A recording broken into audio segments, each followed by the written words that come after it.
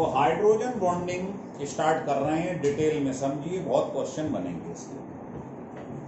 Hydrogen bond की condition क्या होती है, कब बनता है?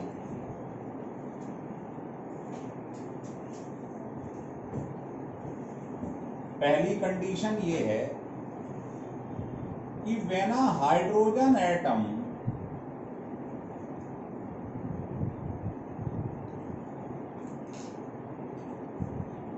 attached with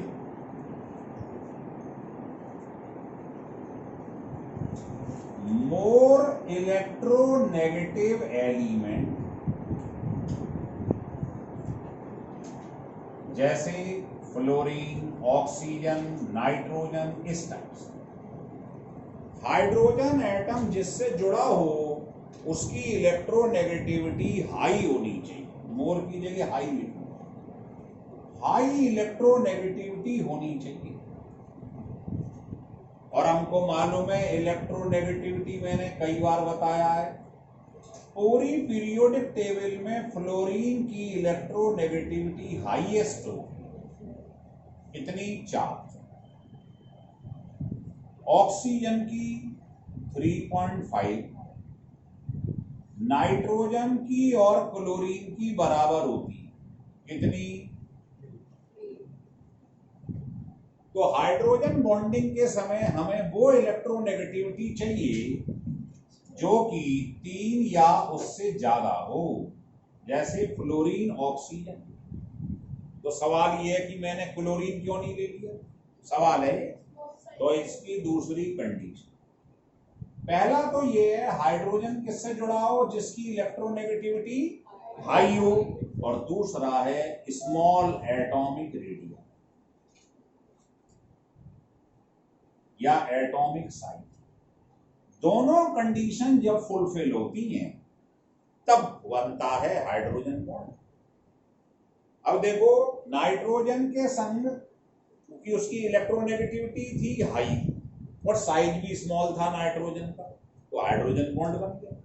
लेकिन क्लोरीन की इलेक्ट्रोनेगेटिविटी तो नाइट्रोजन के बराबर है, पहली कंडीशन फुलफिल हो रही, लेकिन क्लोरीन का साइज बड़ा होता है, इसलिए हाइड्रोजन बॉन्ड क्लोरीन के संग नहीं बनता। क्लियर हो गई बात? भाई क्वेश्चन पूछेगा कि नाइट्रोजन के संग तो हाइड्रोजन बॉन्ड बनता है लेकिन क्लोरीन के संग नहीं बनता, जबकि इलेक्ट्रोनेगेटिविटी दोनों की बराबर है। तो आप बता दोगे भाई क्लोरीन का साइज बड़ा है, जबकि साइज क्या होना चाहिए, इसमें। तो अगर पेपर में कोई कहे right the condition of the hydrogen bond, तो आपको ये दोनों लिख के आना, पहला हाई इलेक्ट्रोनेगेटिविटी और दूसरा स्मॉल एटॉमिक साइज, और ये दोनों कंडीशन को फुलफिल करते हैं ये तीन। इसीलिए हाइड्रोजन इनके संग क्या बनाता है, हाइड्रोजन बॉन्ड। क्या बनाता है, हाइड्रोजन बॉन्ड। लिख लो, क्लियर हो गया। अब अगर हम देखें तो देखो आयनिक बॉन्ड जो होता है वो आप जानते हैं सबसे मजबूत होता है। फिर आ रहा है हाइड्रोजन बॉन्ड, फिर आता है जो कल पढ़ाया था वैन डर वाल फोर्स, ये सबसे कमजोर होता है वैन डर वाल, और इसमें भी सबसे कमजोर होता है लंदन फोर्स। ध्यान आ गया? तो बेटा इसकी बॉन्ड एनर्जी 200 किलो जूल पर मोल से ज्यादा होती, मतलब इस बॉन्ड को तोड़ने में इतनी एनर्जी लग जाएगी। इसकी होती है 8 to 42 किलो जूल पर मोल, और इसकी होती है लेस देन 8 किलो जूल पर।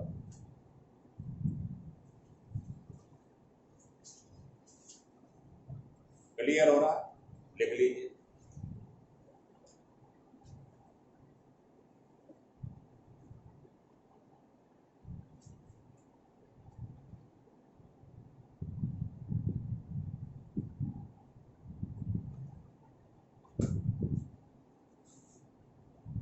हटा दें,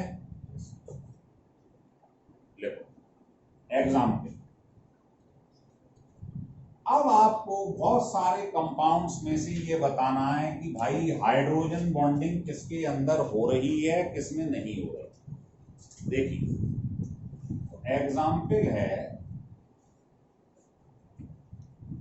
जैसे मैंने लिखा ammonia, water, carboxylic acid, alcohol, ether, Easter,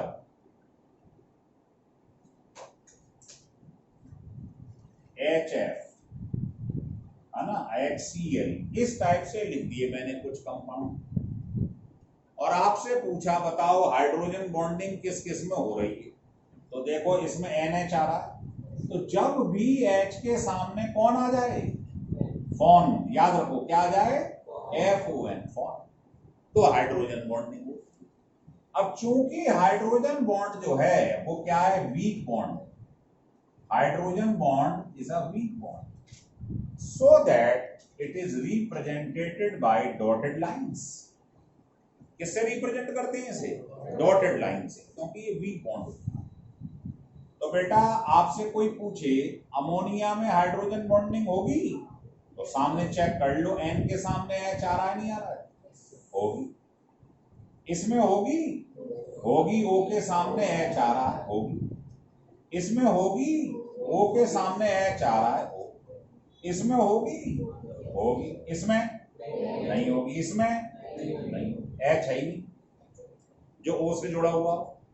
तो बस ये चेक कर लो, H के सामने इनमें से कोई है तो होगी, नहीं तो नहीं होगी। आप बताओ, बताइए इसमें होगी कि नहीं होगी, इसे एल्डिहाइड कहते हैं। नहीं होगी, क्यों नहीं होगी, बॉन्ड खोल के मालूम पड़ेगा क्यों नहीं होगी। बॉन्ड खोलना सीखो। H के संग क्या होता है, सिंगल, O के संग क्या होता है, डबल, एल्काइल या कार्बन के संग आप देखेंगे, कार्बन के संग 4 बॉन्ड होते हैं, 1 2 3 4। तो स्ट्रक्चर खोलना सीखिए।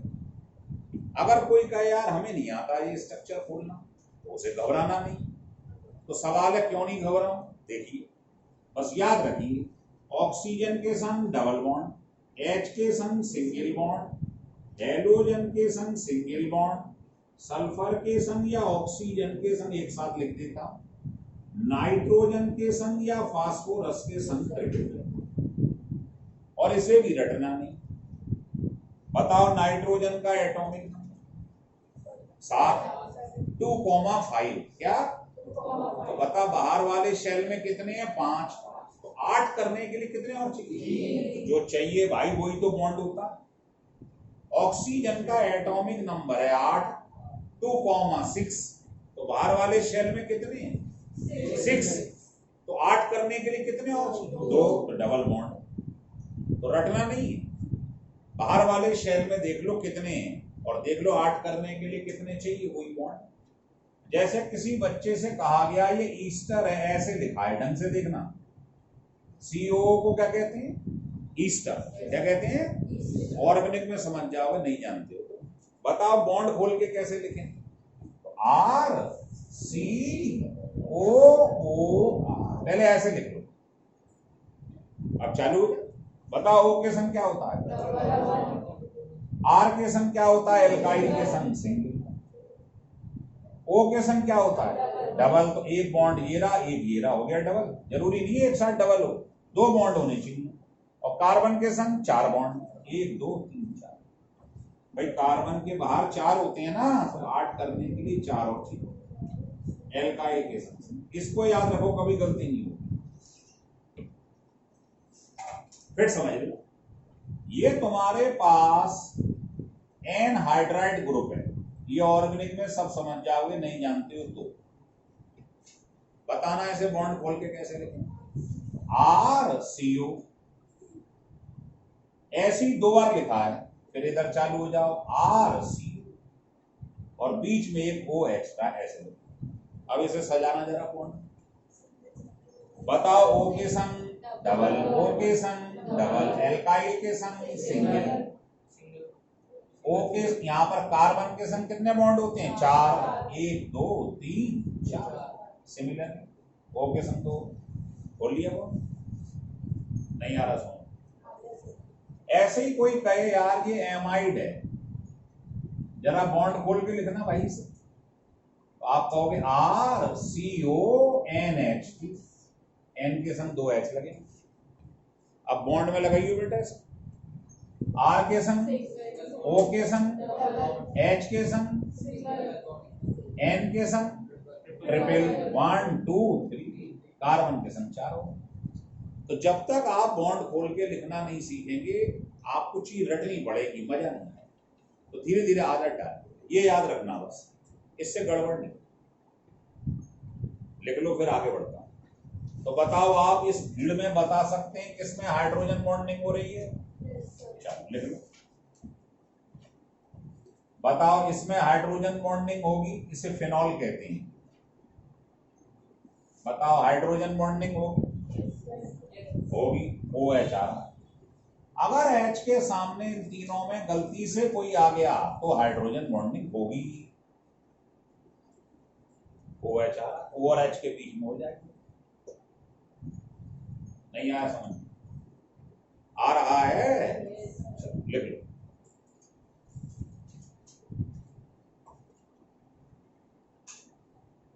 हटा दो इनसे।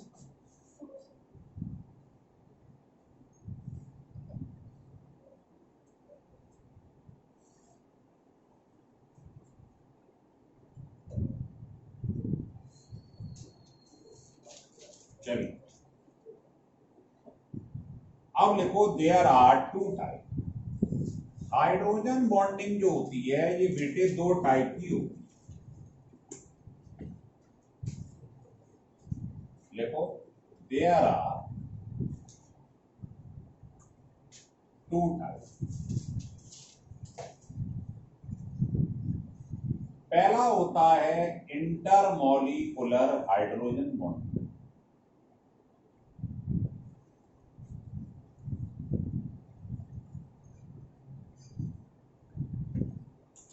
दूसरा होता है इंट्रा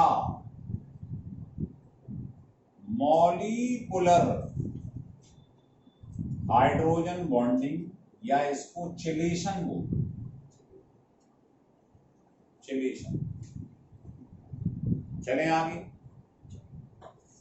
तो पहले हम स्टार्ट करने जा रहे हैं इंटरमॉलिक्यूलर। जैसे आपसे कोई कहे कि स्कूल में इंटर स्कूल कंपटीशन होने जा रहा है। इंटर स्कूल, इसका मतलब बहुत सारे स्कूल जो हैं वो आपके स्कूल में आ रहे हैं कंपटीशन के लिए। सुमित राहुल भी आ रहा है, श्री राम भी आ रहा है, समझे, DPS भी चला रहा है, APS भी चला रहा है, कंपटीशन हो रहा है। कई सारे स्कूल जुड़ गए एक स्कूल में आ, उसे बोलते हैं इंटर स्कूल कंपटीशन। क्या बोलते हैं? और अगर कोई कहे इंटरा स्कूल कंपटीशन, इसका मतलब अपने ही स्कूल के बच्चों का कंपटीशन चल रहा है, कोई बाहर का नहीं आया है। बस यही है कहानी। तो कई सारे मॉलिक्यूल आपस में जुड़ जाएं, कई सारे इधर उधर सब जुड़ जाएं, तो क्या कहलाती है?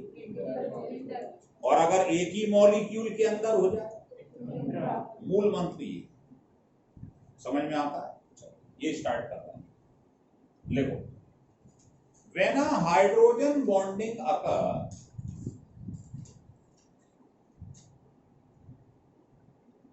when a hydrogen bonding occurs between the similar or dissimilar molecule,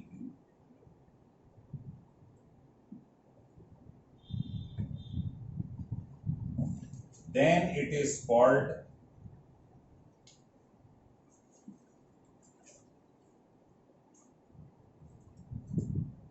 intermolecular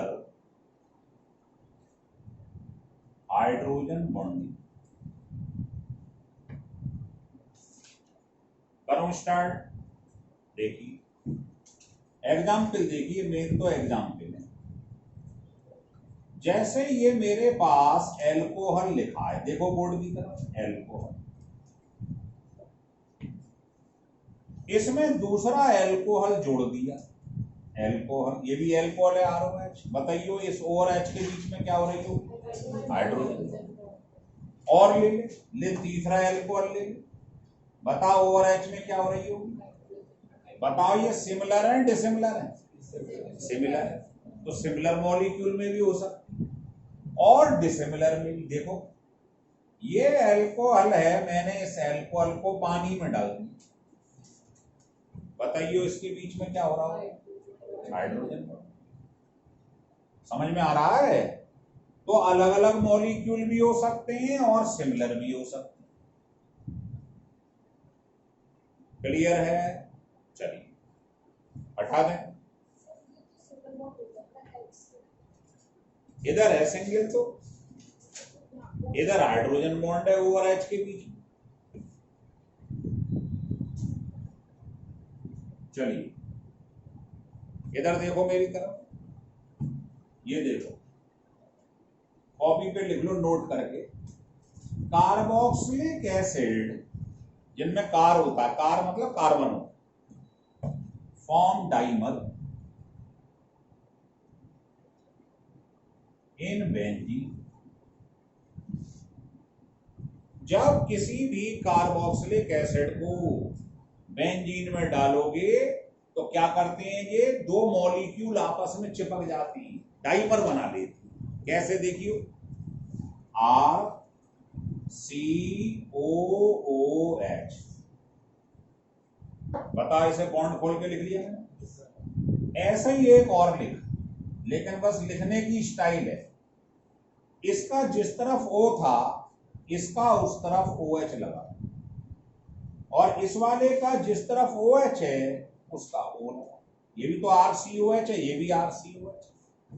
बताइए ओवर H में क्या हो रहा होगा? बता। तो दो मॉलिक्यूल का आपस में जुड़ जाना क्या कहलाता है? डाइमराइजेशन। क्या? डाइमर का बनना। डाइमर मतलब दो मॉलिक्यूल जुड़ गए आपस में। क्लियर हो रहा है कि नहीं हो रहा? बना लो, दो मॉलिक्यूल आपस में कार्बोक्सिलिक एसिड के जुड़ जाते हैं, कब? अगर उन्हें उठाकर बेंजीन में डाला जाता है। कोई सा भी ले लो, ये लो, हटा दो इसे। जैसे पेपर में किसी ने कहा कि बेंजोइक एसिड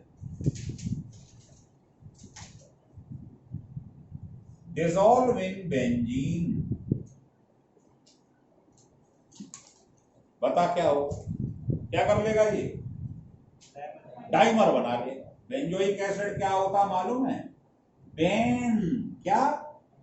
बेन मतलब बेंजीन। बेंजीन के ऊपर एसिड लग जाए, बेंजीन के संग एसिड ग्रुप लग जाए, इसको बेंजोइक एसिड कहते हैं। क्या कहते हैं? तो ये क्या करेगा, ये डाइमर बना लेगा। क्या बना लेगा? तो इसी स्टाइल में बना लो। ये लो, आपको मालूम है इसे क्या बोलते हैं बेंजीन को? C6H5। क्या कहते हैं?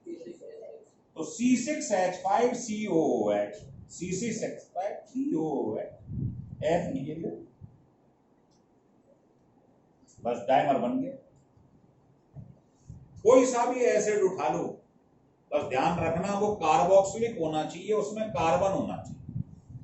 ये बता, ये फॉर्मिक एसिड है, अगर इसको बेंजीन में डाल दूं क्या करेगा? ये डाइमर बना ले। आप कहोगे कैसे?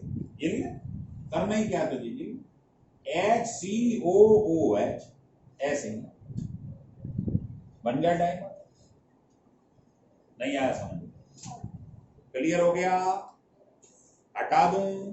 अच्छा, ऐसे ही दूसरा सुनिए, बोरिक एसिड जो होता है, बोरिक एसिड क्या होता है? 11वीं में पढ़ा है, इसके संग 3 OH, या इसको हम H3BO3 भी कह देते हैं। ये भी डाइमर बना लेता है। ये तो पानी में डाल दो तो ही बना लेता है डाइमर। आप कहेंगे कैसे बनाता है, जरा समझाओ। तो आप बताओगे हाइड्रोजन बॉन्डिंग होती है। देखो, BOH BOH BOH, बताइए ये हो गए 3 OH इस बी के संग। लिख मत, स्टाइल लिख पहले, वो तो वीडियो बन रही, देख ही ले। इधर आ जाए, अब दूसरा मॉलिक्यूल BOH स्टाइल देख बस ऐसे लिख ले, ये भी तो यही लिखा है। बताइए इसके बीच में क्या हो रहा हो, बता इसके बीच में क्या हो रहा हो। हाइड्रोजन बॉन्डिंग कब होती है? जब H के सामने क्या आ जाए, O, F या N आ रहा है ना वो। तो आप बताओ कितने बोरिक एसिड के कितने मॉलिक्यूल आपस में चिपक गए, कितने चिपक गए? 2। इसकी मदद से, with the help of hydrogen bond. इसे बोलते हैं क्या बन गया, डाइमर। डाइमर मींस 2 मॉलिक्यूल चिपक गए with the help of hydrogen. आ रहा है समझ कि नहीं आ रहा?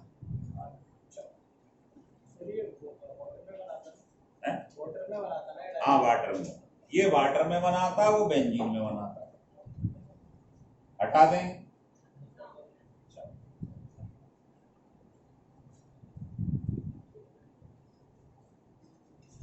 तो जितने एग्जाम्पल आपको याद हैं अभी तक जिनमें हाइड्रोजन बॉन्डिंग हो रही है, बताना किस किस में हो रही थी?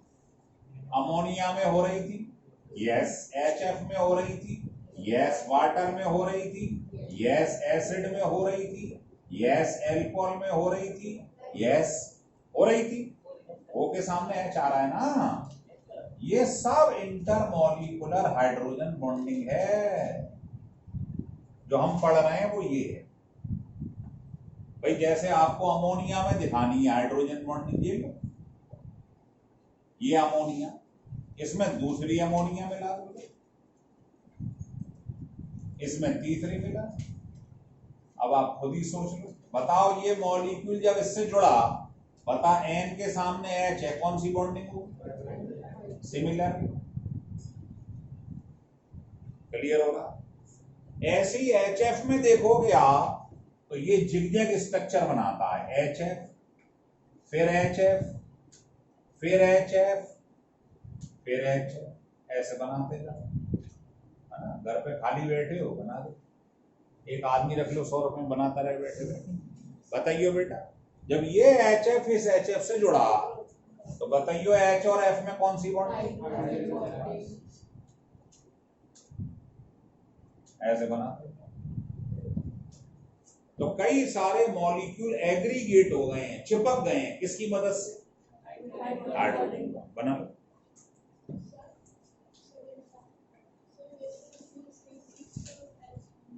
हाँ, ये वाटर के अंदर बनाता है डाइमर है। किसमें? अमोनिया में बोल रहे H3 भी होती है। तो वाटर थोड़ी सा में चिपकाया जाता है, बेंजीन चिपकाई थी उसने कार्बोक्सिलिक एसिड के, वो सॉल्वेंट का काम करती है। जैसे मैं समझा बेटा, बात नहीं। जैसे कभी तुझसे कहे कि 2 चीज है तेरे पास घर में, उनको चिपका, तो आपने मार्केट से बॉन्ड खरीद लिया, ग्लू खरीद लिया, चिपका दी। तो चिपकी तो वो चीज है, ग्लू पे थोड़ी चिपका है, उसका तो काम है दोनों को जोड़ना। तो बेंजीन का काम था 2 कार्बोक्सिलिक एसिड को जोड़ देना, डाइमर बनाना। बेंजीन का यूज थोड़ी दिखाएंगे बीच में, वो तो एक तरीके से सॉल्वेंट है। नहीं समझा? उसकी वजह से इससे पूछ ली यही रहती है। हाँ जी,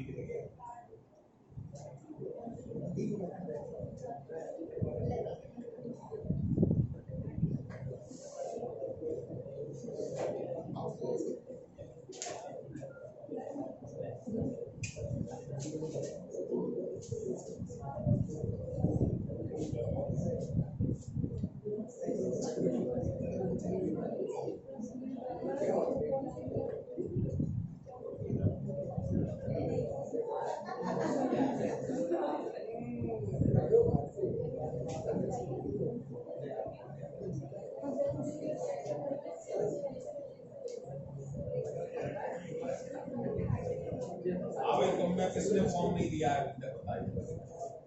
आज देगा तो दे, फिर मैडम चली जाएंगी, दे बाहर जाके अगर लाए, और कल तक नहीं दिया तो आप बैठ नहीं पाओ, ये बता दूंगा पहले।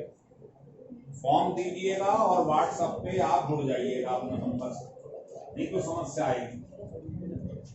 कोई बात नहीं, अटक गई बन रही है, चल लंबे। क्लियर हो गया? ये ध्यान रखिए, कल तक फॉर्म कंप्लीट कर, इस पर अटेंडेंस दे दिए बेटा।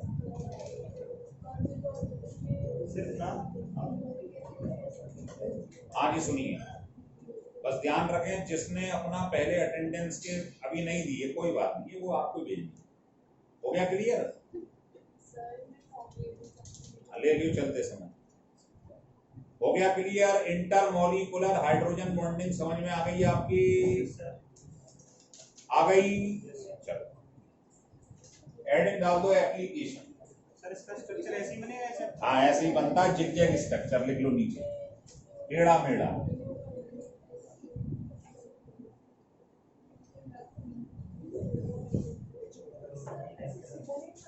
नहीं सीधा नहीं बनाते हैं, ऐसे ही बनाते। लिखिए एप्लीकेशन।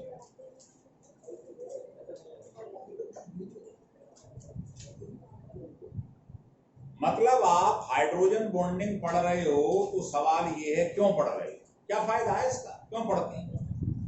तो अगर आप इसे सीख जाते हैं तो आपके 20 क्वेश्चन सॉल्व हो जाएंगे। 10 तो मैं ही दिखा देता हूं भैया, देखो कैसे। एप्लीकेशन ये है कि जिसमें इंटरमॉलिक्यूलर हाइड्रोजन बॉन्डिंग होती है, क्या लिखा है ये?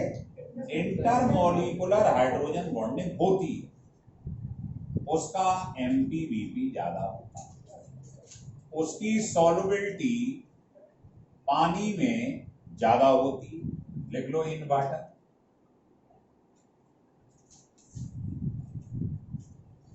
लिख लो उसकी विस्कोसिटी ज्यादा होती, ज्यादा गाढ़ा हो जाता है, और उसकी वॉलेटाइल पावर, वेपर बनने की टेंडेंसी कम हो जाती है। भाई जो बॉन्ड आसानी से जुड़ा होगा गर्म करते ही टूट जाएगा, ज्यादा से ज्यादा वेपर बना है। तो वेपर किसकी ज्यादा बनती है बताओ? जो बॉन्ड कमजोर होगा। समझ गए बात? तो ये बातें आप याद रख लो। और एक बात और बता दूं संग की संग, जिसमें इंटरमॉलिक्यूलर हाइड्रोजन बॉन्डिंग हो जाती है, लिख लो इंटरमॉलिक्यूलर हाइड्रोजन बॉन्डिंग प्रेजेंट, जिस भी मॉलिक्यूल में होगी वो लिक्विड फेज में आ जाता है। क्यों? क्योंकि कई सारे मॉलिक्यूल जब आपस में चिपक जाएंगे तो वो कंडेंस फॉर्म में आ जाते हैं। जैसे आपने सुना होगा गैस कंडेंस हो जाए, ठंडी हो जाए तो लिक्विड बन जाता है। ये है। करो स्टार्ट। चलिए एक बात और लिख दूं लगे हाथ, फिर बाद में बतानी पड़ेगी कि नंबर ऑफ OH ग्रुप जिस वाले मॉलिक्यूल में ज्यादा होंगे, बताओ OH में हाइड्रोजन बॉन्डिंग होती है? होती है। मान लो किसी में 2 OH है, किसी में 3, इसमें हाइड्रोजन बॉन्डिंग ज्यादा, तो लिख लो number of OH group directly proportional to hydrogen bond strength. जिसमें ज्यादा OH होंगे उसमें हाइड्रोजन बॉन्डिंग ज्यादा होगी, उसका एमपीबीपी ज्यादा होगा, उसकी सॉल्युबिलिटी ज्यादा होगी, उसकी विस्कोसिटी ज्यादा होगी, लेकिन उसकी वॉलेटाइल पावर कम होगी। क्लियर हो गया? कोई समस्या? ये वाला, ये जिस मॉलिक्यूल में इंटरमॉलिक्यूलर हाइड्रोजन बॉन्डिंग होती है वो लिक्विड फेज में आ जाता है। पूछ कैसे? ले देख, पहला क्वेश्चन ये मैं लिखने जा रहा हूं, 8-10 क्वेश्चन लिखूंगा, देखते जाइए। पहला, water is a liquid but H2S is a gas, why? Answer सब जानते। बताओ इसमें हाइड्रोजन बॉन्डिंग हो रही है, तो ये क्या हो जाएगा? लिक्विड। इसमें हो रही है हाइड्रोजन बॉन्डिंग, ये गैस है।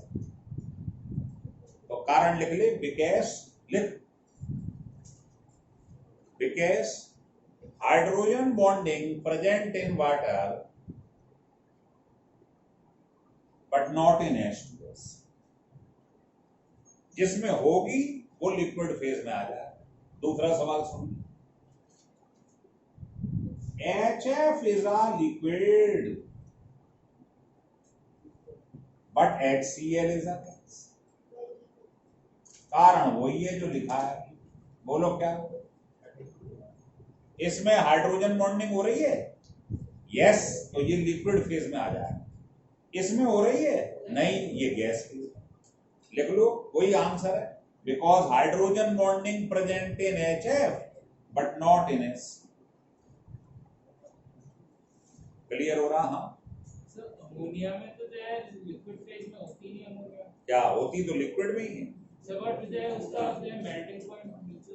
वो तो ऐसा है ना, जैसे आपने देखा HCl गैस है, HCl लिक्विड भी होता है, HCl एसिड बोलते हो, तो वो कंडेंस फॉर्म में लाया जाता है। समझे? जैसे गैस बन गई, उसे कंडेंस कर लिया तो वो लिक्विड फॉर्म में आ गई, ऐसे बनाया जाता है। हाँ भाई, हो गया क्लियर? तीसरा क्वेश्चन सुनिए, ये बताओ आउट ऑफ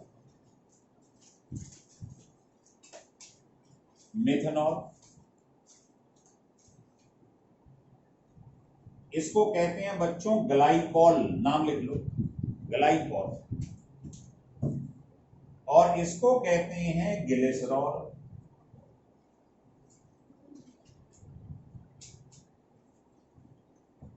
बताओ विच one has maximum MP and BPs and why? बता बेटा, पहले बता हाइड्रोजन बॉन्डिंग किसमें ज्यादा हो रही है? साफ साफ लिखा हुआ है, जिसमें ज्यादा OH है उसमें हाइड्रोजन बॉन्ड स्ट्रेंथ ज्यादा है, मजबूती ज्यादा है, और जिसमें ज्यादा होगी उसका MPBP ज्यादा होगा। तो आंसर लिख लो ये, पहले क्वेश्चन पूरा लिख लो, which one has maximum MP and BP। Answer समझ में आ गया? इसमें नंबर ऑफ OH ज्यादा है तो हाइड्रोजन बॉन्डिंग ज्यादा है, हाइड्रोजन बॉन्डिंग ज्यादा होगी तो MPBP ज्यादा होगा। इसमें ऐसा भी पूछ सकता था कि इन तीनों में बताओ सबसे ज्यादा विस्कस कौन है, गाढ़ा कौन है, तो भी आंसर यही हो जाता, क्योंकि ज्यादा हाइड्रोजन बॉन्डिंग होगी तो ज्यादा विस्कोसिटी होगी। लेकिन अगर कोई पूछ लेता बताओ इन तीनों में से वॉलेटाइल पावर किसकी ज्यादा, वेपर बनने की टेंडेंसी, तो इनवर्सली होता है, तो आंसर क्लियर हो रहा है? इसको हल्के में मत लेना। हाइड्रोजन बॉन्डिंग एक बुक है मेरे पास जिसमें चैप्टर का नाम है हाइड्रोजन बॉन्डिंग, हम तो टॉपिक पढ़ रहे हैं, वहां चैप्टर का नाम है हाइड्रोजन बॉन्डिंग, लिख लो, लापाए वो अटेंडेंस पे। इसमें जो बच्चे ने पहले अपना नाम नहीं लिख पाया है वो अपना इसके सामने मोबाइल नंबर जरूर लिख दे, जिससे वो ग्रुप में ऐड हो जाए। लिख लेना, यहाँ से चालू करना, तुम लिख दिया, पीछे पास कराते हैं, जिसका नहीं है वो लिख। फोर्थ क्वेश्चन, क्वेश्चन फोर्थ ये है, बताओ out of alcohol and ether the volatile power of dash dash dash is more than dash dash dash। बता बेटे, ये एल्कोहल है, ये ईथर है, बता हाइड्रोजन बॉन्डिंग किस में हो रही है? एल्कोहल, और जिसमें हाइड्रोजन बॉन्डिंग होगी उसकी वॉलेटाइल पावर कम होगी, तो इसकी वॉलेटाइल पावर कम है, इसकी ज्यादा, तो लिख लो ईथर की ज्यादा होगी एल्कोहल से। नहीं आ रहा समझ? आ रहा है? बहुत क्वेश्चन बनते हैं, मैं तो 10 बताऊंगा, बनने को तो 50 ही बन जाते हैं। ये देखिए क्वेश्चन 5, आउट ऑफ, ये है प्राइमरी अमाइन, जानते होंगे NH2, जो नहीं जानता है लिख ले प्राइमरी अमाइन।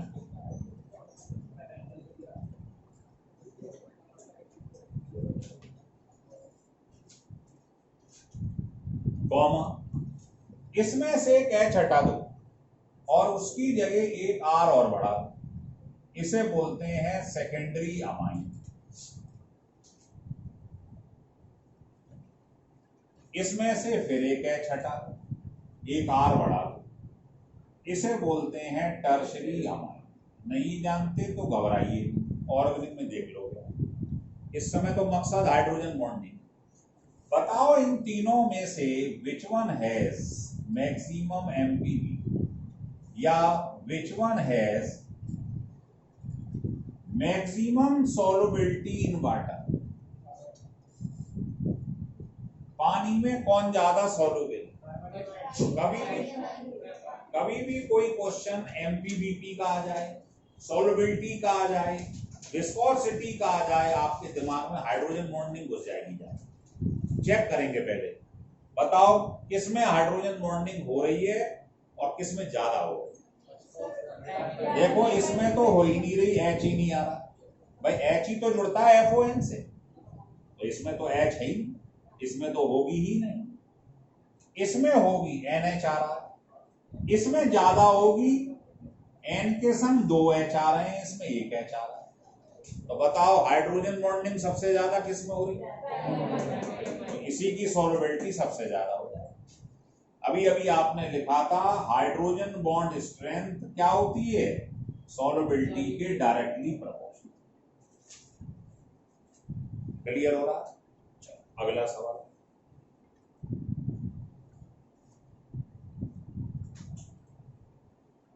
क्वेश्चन 6, ये बताओ बेटा, ये तुम्हारे पास एसिड ग्रुप और ये ईस्टर ग्रुप, बताओ पानी में कौन ज्यादा सॉल्युबल है? एसिड। वाई? हाइड्रोजन बॉन्डिंग हो रही है, इसमें नहीं। समझ में आ रहा है? चलो क्वेश्चन 7, ये कह रहा है जो H2SO4 होता है ये हाईली विस्कस होता है। समझ में आ रही बात? बहुत गाढ़ा होता है, विस्कस गाढ़ा होता है, जैसे हनी होता है, शहद होता है, ये बहुत विस्कस होता है। वो कह रहा है, आपके दिमाग में आ जाएगी चीज, विस्कोसिटी का किससे संबंध? चेक कर लो, H2SO4 का स्ट्रक्चर बना, ये H2SO4 का स्ट्रक्चर। अब देख लो खुद, ये क्या हो रही है? ये क्या हो रही है? तो बता, 2 OH आ रहे हैं, ज्यादा हाइड्रोजन बॉन्डिंग हो रही है, तो आप कह दोगे ये ज्यादा विस्कस। और सवाल अगर मैं ऐसे पूछ लूं आपसे, बताओ H2SO4 और बताओ H3PO4, इनमें किसकी विस्कोसिटी ज्यादा? तो बिना स्ट्रक्चर के जवाब मत देना बेटा। H2SO4 का स्ट्रक्चर बनाइए, H3PO4 का स्ट्रक्चर बनाइए, बताओ किसमें हाइड्रोजन बॉन्डिंग ज्यादा है, किसमें OH ग्रुप ज्यादा है? बताइए। तो इसमें तो 2 OH, इसमें 3 है। तो जिसमें ज्यादा OH है उसमें हाइड्रोजन बॉन्डिंग ज्यादा है, उसका MPBP ज्यादा है, वो ज्यादा विस्कस है। कौन ज्यादा विस्कस है? MPBP किसका ज्यादा है? सॉल्युबिलिटी पानी में किसकी ज्यादा है? यही ऑर्डर। वॉलेटाइल किसकी ज्यादा? उल्टा हो जाएगा। क्लियर हो गया? इस टाइप के सारे सवाल सॉल्व हो जाएंगे। लिख लो।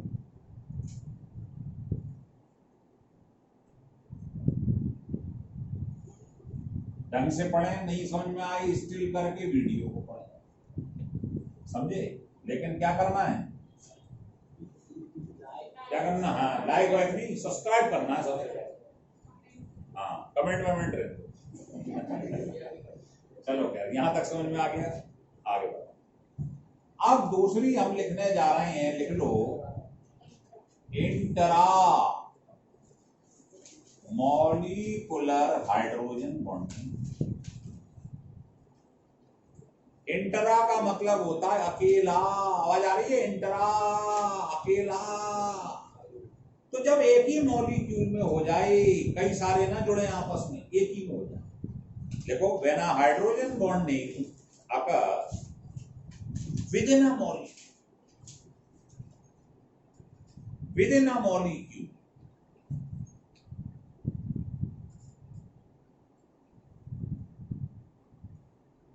hydrogen bonding occur within a molecule, एक ही मॉलिक्यूल में हो जाए, then it is called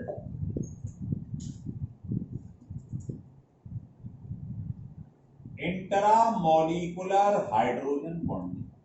inter, इसके आपको बहुत कम एग्जाम्पल मिलेंगे, जितने आपको याद हैं सब इंटर के थे। किसके थे? अमोनिया, वाटर, HF, एल्कोहल, सब किसके एग्जाम्पल थे? इंटर के। इंटरा के तो आपको 2-4 मुश्किल से मिलेंगे, और वो भी जर्नली एरोमेटिक होंगे, बेंजीन रिंग वाले। ये देखो,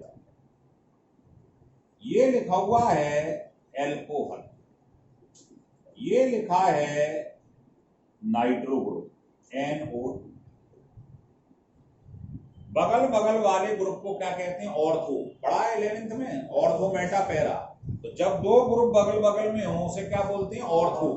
तो इसका नाम है ऑर्थो नाइट्रो।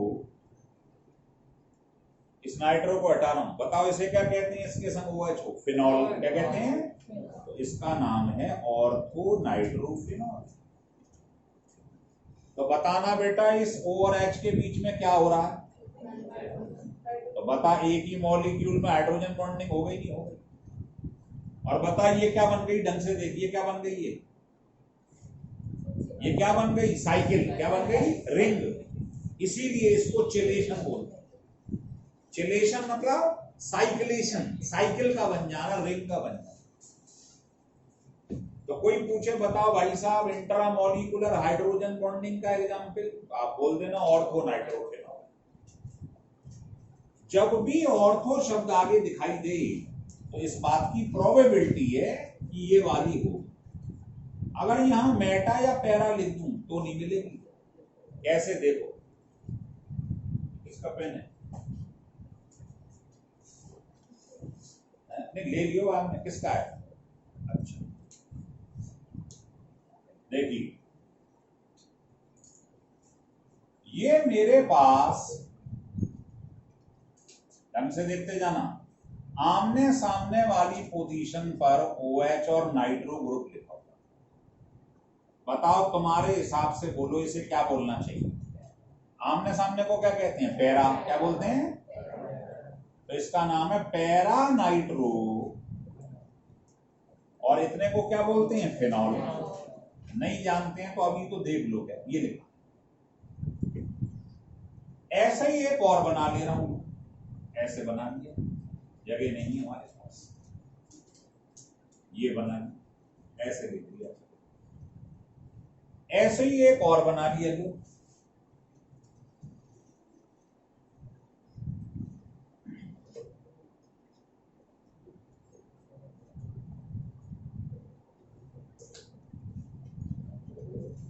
कोई परेशानी है तो बताओ। ये ऐसे सिमिलर मॉलिक्यूल मैंने खड़े कर दिए इसके साथ, बिल्कुल सेम है, तीनों देख लो। बताइयो बेटा इस O और H के बीच में क्या हो रहा हो? बता, इस O और H में क्या हो रहा हो? तो बता, जब कई सारे मॉलिक्यूल चिपक जाती हैं उसे इंटरमॉलिक्यूलर कहते हैं या इंट्रामॉलिक्यूलर? इंटर, जो पहले पढ़ी थी, इंटर। जैसे आप कभी गाड़ी में गए हो, ट्रेन में, तो आप कहते हो अरे वो गाड़ी, वो तो इंटरकनेक्टेड है, आपस में जुड़े हैं उसके डिब्बे। एक डिब्बे से 5वें डिब्बे में घुस जाओ, अंदर ही अंदर पेंट्री कार में जाके खाना ले आओ। इंटरकनेक्टेड है वो। क्या है? इंटर मतलब आपस में जुड़ी हुई। इंटर का मतलब जुड़ी हुई। तो बता, इसमें कई सारे मॉलिक्यूल आपस में चिपक रहे हैं, तो कौन सी है? इंटरमॉलिक्यूलर, जो पहले पढ़ी। और थोड़ी देर पहले जो ऑर्थो वाला था वो कौन सी थी? यहां सामने बना दे रहा हूं, बोलो। वो इंटरा। अंतर समझ लो दोनों। इसी पे क्वेश्चन बनेंगे 3-4। एक ही मॉलिक्यूल में हो रहा है, इसका नाम है ऑर्थो नाइट्रोफिनॉल। तो ये कौन सी है? ये है इंटरा और ये है इंटर। समझ में आ रहा है? तो मुझे बताए, थोड़ी देर पहले मैंने एप्लीकेशन बताए थे, बोलना। जिनमें इंटरमॉलिक्यूलर हाइड्रोजन बॉन्डिंग होता है उसका एमपीबीपी ज्यादा, सॉल्युबिलिटी, विस्कोसिटी, लेकिन वॉलेटाइल पावर उल्टा बोलो। जिनमें इंटरामॉलिक्यूलर, ये वाली बोलो, उसकी वॉलेटाइल पावर डायरेक्टली, बाकी सब चीजें बस खत्म।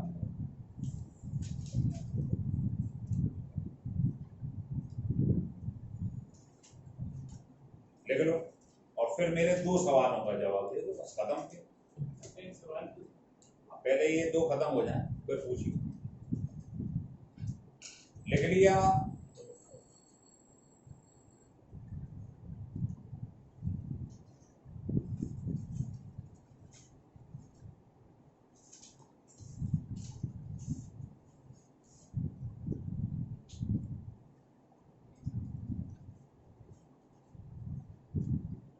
लिख लिया?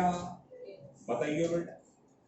ऑर्थो नाइट्रोफिनॉल और पैरा नाइट्रोफिनॉल, बता किसकी वॉलेटाइल पावर ज्यादा है? इससे पूछ रहा हूं, बता, घबरा मत बोल। ऊपर वाले में कौन सी हो रही है बॉन्डिंग? इसमें कौन सी होती है? इंटरा। और जिसमें इंटरा होगी उसकी वॉलेटाइल पावर ज्यादा होगी। तो ये ज्यादा वॉलेटाइल है, ये आसानी से टूट जाएगा, ज्यादा वेपर बनाएगा। ये कमजोर है। तो खुद ही सोच, हम कहते हैं यूनिटी इज स्ट्रेंथ, लोग मिलके रहो आपस में, जबकि हमेशा मिलके रहना सही रहता है ना। जैसे गंधक और पोटाश आपस में मिल जाए तो विस्फोट हो जाए।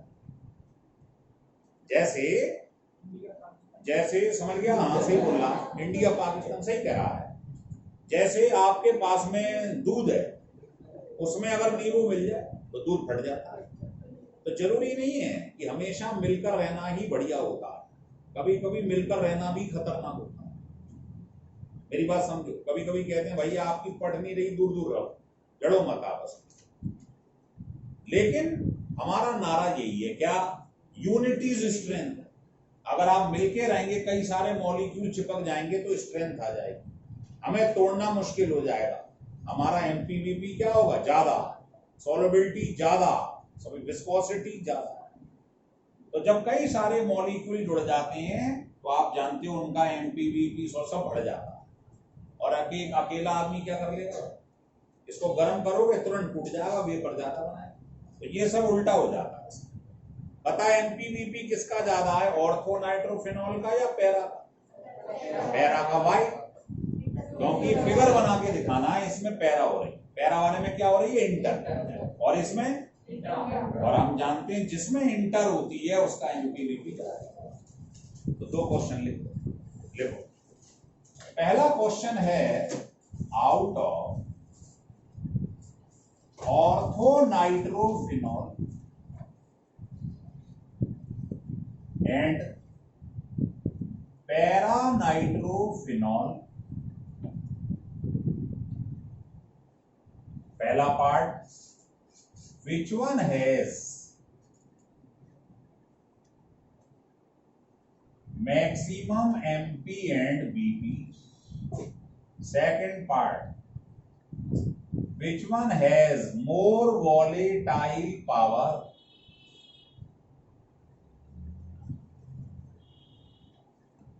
तो दोनों फिगर समझ में आ गए। अब बोलो पहले वाले का आंसर क्या होगा? एमपीबीपी किसका ज्यादा है? जिसमें इंटर होगी। तो इसका आंसर हो गया पैरा नाइट्रोफिनॉल।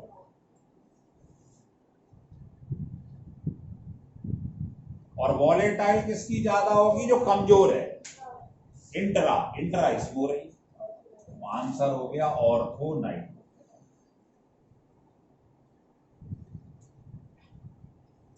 क्लियर हो गया टॉपिक?